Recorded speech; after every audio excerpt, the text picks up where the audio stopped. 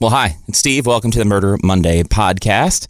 Hope you are having a great week. If you're listening today, when I'm recording this, which is a Monday, because I recorded this yesterday and the audio quality was screwed up, so I'm having to redo it. Have you had that happen to you when you're working on something and you go to save it, and then when you open it back up, there's something wrong with it? Well, that's what happened to me with this audio file, so this is round number 2 for me for the Murder Monday podcast. So thanks for listening, and fingers crossed when I'm done with this version that when I save it, it doesn't sound like it did before. Anyway, let's get to the new Murder Monday. It's from a case from the 1970s that took quite a while to solve, but there will be a conclusion. Hi, this is Steve. This is the Murder Monday podcast, and this is called Beautiful, Young, and Murdered. To be beautiful, young, and own a motorcycle. In 1974, 21-year-old Cheryl Miller looked like a pinup. Her blonde hair went past her shoulders, her smile lit up a room. Cheryl, a popular art student, looked just like one of the cheerleaders that you'd see in a movie from back then. She lived on campus and had more than her fair share of suitors.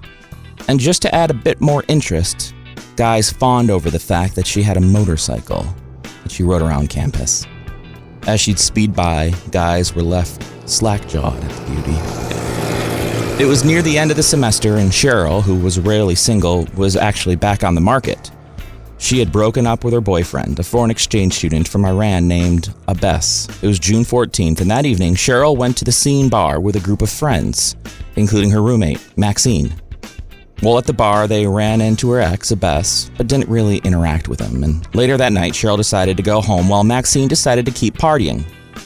Maxine, the roommate, got home at 6 a.m. When she walked in the apartment, she found Cheryl dead on the floor. Bruised and beaten. Scratches and cuts on her face, neck, and lips. It looked like a break-in. The window screen was pulled out, and due to the wind from the storm the evening before, the curtains were hanging outside.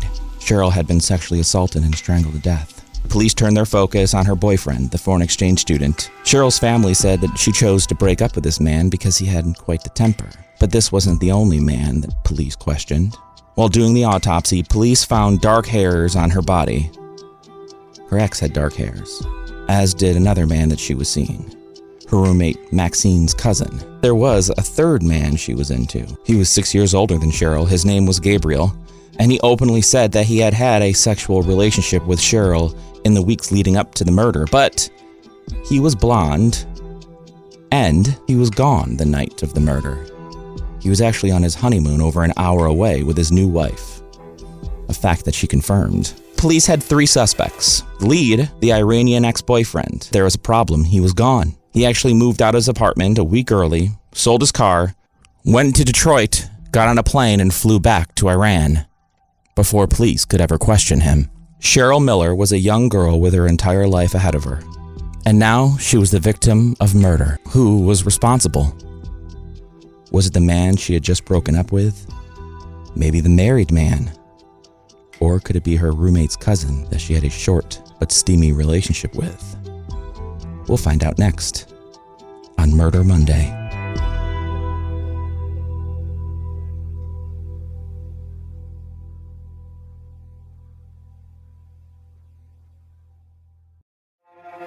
"21-year-old Michigan college student Cheryl Miller was found assaulted and strangled to death in her apartment after hanging out with friends, including her ex, the evening before at the Scene bar in Saginaw, Michigan. The blonde-haired, blue-eyed girl was a muse to many, and she told her parents that she had decided to break up with her boyfriend, an Iranian man, a week earlier due to his temper. When her body was found at 6 a.m. the next morning by her roommate, Maxine, police determined that she had been dead for just a short time, maybe just 30 minutes to an hour. And when they did an autopsy, they found that the killer had dark hair. A few days later, police went to speak to her ex, an Iranian foreign exchange student, and arrest him, but he was gone.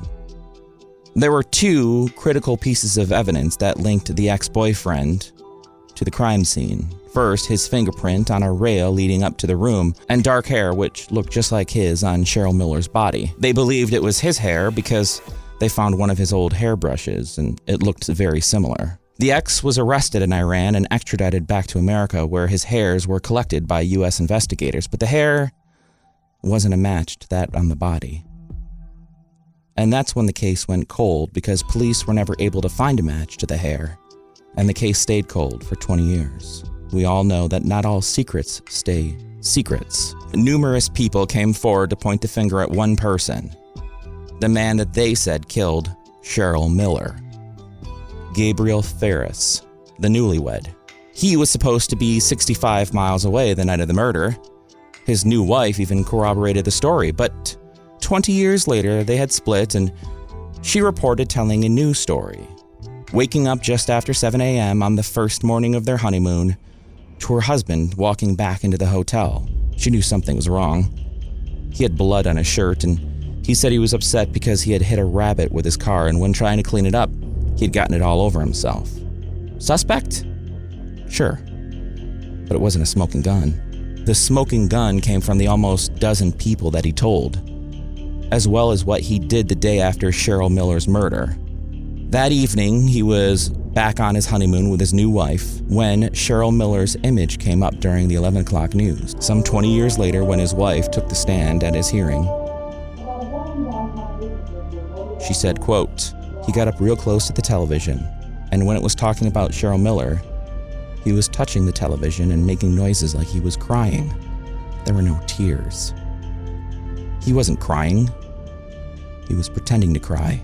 He told me that was the last girlfriend he had had before me." Prosecutors would go on to claim that jealousy was the motive behind the murder.